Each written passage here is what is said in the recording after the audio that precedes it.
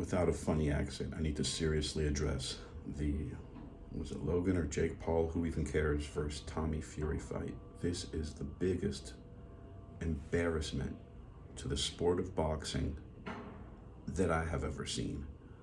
I said this in my other video with the funny accent.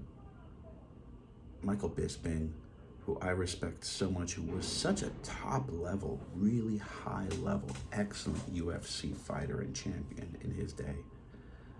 Great human being, great father, great family guy, just an all-around good thinker. Like, he really typifies the intellectual, intelligent, non-meathead-like fighter personality. He's talking about this as if the Paul kid is actually facing a real boxer.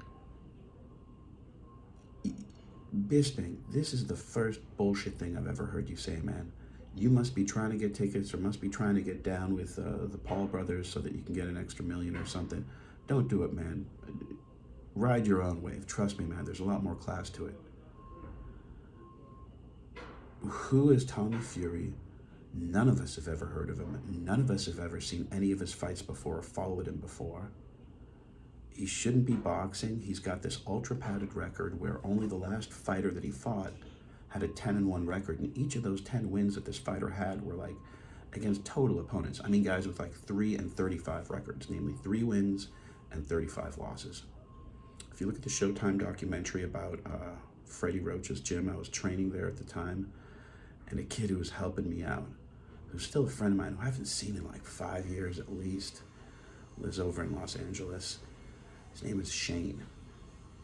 Freddie used him as a punching bag, and he was a real opponent. I mean, he had one of these 3-15 records, but each one of those were like former amateur champions and guys who were coming up who actually went on to be high-level professional fighters. So this whole thing needs to be illegalized. You know, like, boxing itself is corrupt and nasty. Obviously, athletic commissions and judges vote in favor of certain fighters so that they can get their job positions and get more assignments in that state. Took me years to find out what that is about. I was wondering, were they killing people? Were they paying people off? Like, it's obvious that this is totally fixed in favor of the hometown fighter. Everyone sees it. Nobody talks about it. What is the root of it? I asked Max Kellerman. I asked literally every person who I could talk to in the sport: fighters, commissioners, judges, referees, promoters, everyone. And that's the story I got. So that there is enough corruption inherently in this sport, and you take these two people who are just up there to grab attention, or not even genuine sportsmen. They're there to grab attention. They're both juiced to the gills. My coach about 3 weeks ago, Freddie gave him $3,000. I'm not going to dox him. I'm not going to say who he is. What up, Phil? Great journeyman, one day will be champion, heavyweight pro fighter who's been on TV, who's a real pro fighter. Gave him $3,000 to spar Paul for 3 rounds. And fighters know, and coaches and trainers know. And he said, I'm like, he's juiced to the gills, right? And he said, yeah, he's obviously on some stuff. You think this guy doesn't know? Is he a heavyweight pro boxer? I'm not sure if it was $3,000 or $10,000 that Freddie gave him for those 3 rounds. I think it was $3,000. Freddie probably got $10,000 from Logan Paul. So, or Jake Paul, whichever one it is. The one who's fighting the Fury now. I think it was Rockman a few weeks ago. And everything this Paul kid says is so disrespectful to the sport of boxing. It's just such a bad representation for our sport. I mean, even if you never watched a boxing match and maybe took one cardio class at the local gym, it disrespects that.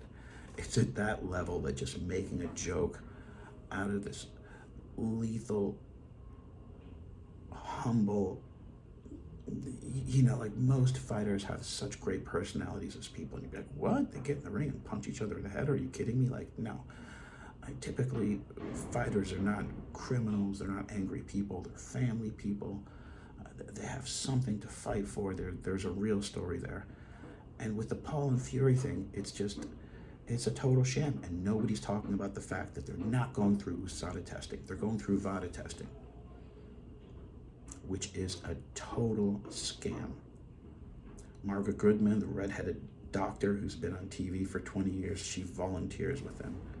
I bet her volunteerism comes with a nice, juicy, hefty, mid to high 6-figure, if not 7-figure income.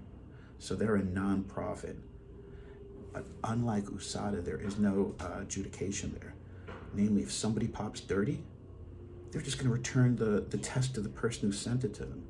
There is no independent third party to judge what happens with VADA. So if you want to cheat, if you want to juice, if you want to get away with it, if you don't want USADA to test you 6 months before the fight and establish a baseline and follow you around and do random testing, guess what?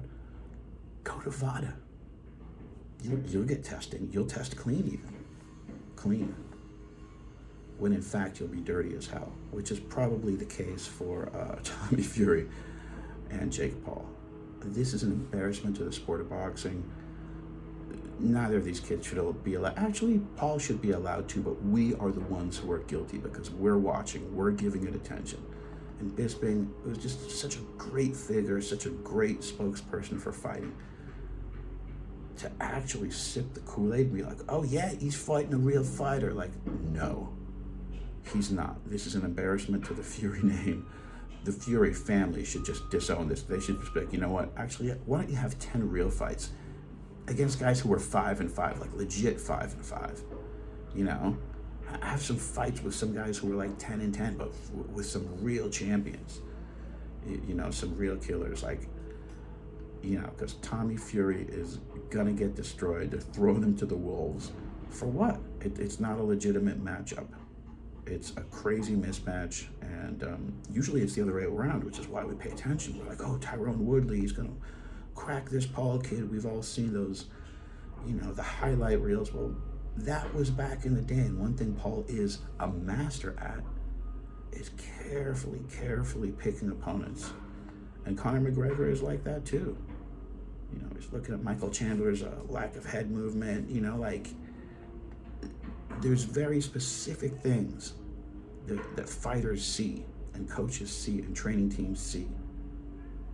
And I remember overseas once, there was a kid who jumped into the ring and he just got hit once, and then the coach looked at me and his girlfriend and he said like this, he said, his chin is gone.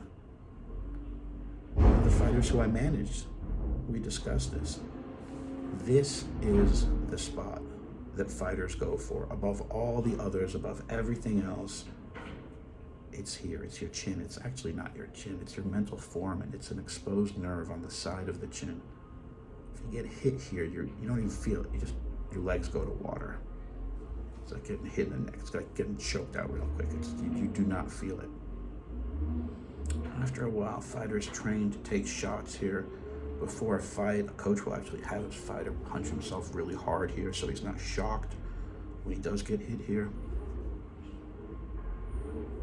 But then after a while, the strength turns to weakness, and you get that Chuck Liddell syndrome or that Roy Jones Jr. where you just, you know, like a bad joint, like a bad leg kick knee that somebody has kicked out so many times that this time they can just high five. They don't even have to use muscular force. They can just use dead weight and kind of like give you like a high five type of leg kick, really loose and heavy, and drop you with that. Same phenomenon happens with the mental form, and you punch, and you get stronger and stronger, and then toward the end of your career, after it's been tested a few times from different angles and been weakened, there's probably fewer motor neurons there connected. Then this magic button doesn't become so strong anymore. Like, here, punch it, becomes pretty weak, you know. And yeah, we'll see what happens on the day of, but it's just such a great embarrassment to the sport of boxing. Tommy Fury is going to get seriously hurt if they even go ahead with this fight. Both of them are skirting USADA guidelines and baseline testing, and both of them are juiced to the gills, and we are the ones guilty for just even caring about this stupid sideshow freak act of a boxing match.